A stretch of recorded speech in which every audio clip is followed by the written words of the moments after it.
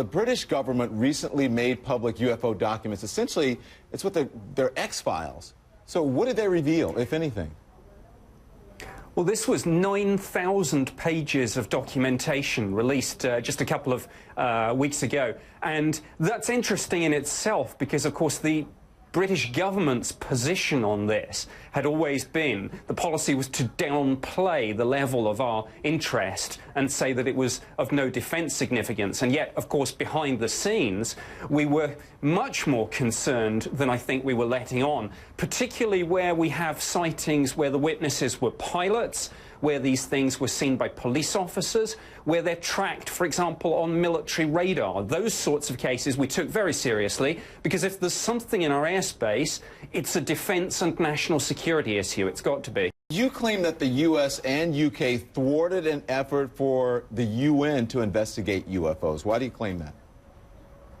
Well, in some of the documents recently released by the Ministry of Defence, which is in the middle of a 4-year program to declassify and release all its UFO files, it was shown that there was a United Nations initiative to look into the whole UFO issue. But both the British government and the American government took the view that we didn't want this to go ahead. You know, the Americans in particular had taken the view, look, given that we terminated Project Blue Book, it would make our decision to withdraw from UFO investigations look wrong if the United Nations suddenly started taking an interest. So behind the scenes, there were efforts to really bring the whole thing into disrepute and make sure it never happened. And it's kind of easy to do. You can use phrases like little green men and flying saucers to sort of faintly ridicule the subject. If there's something in your airspace, you need to know what it is. And no government can really go public and say, there are things in our skies, we don't know what they are. Pilots chase them sometimes, but can't catch them. There are near misses between these things and commercial aircraft, which has happened on numerous occasions. You know, an admission that, well, it would be an admission that we'd lost control of our own airspace, and that's untenable for any government.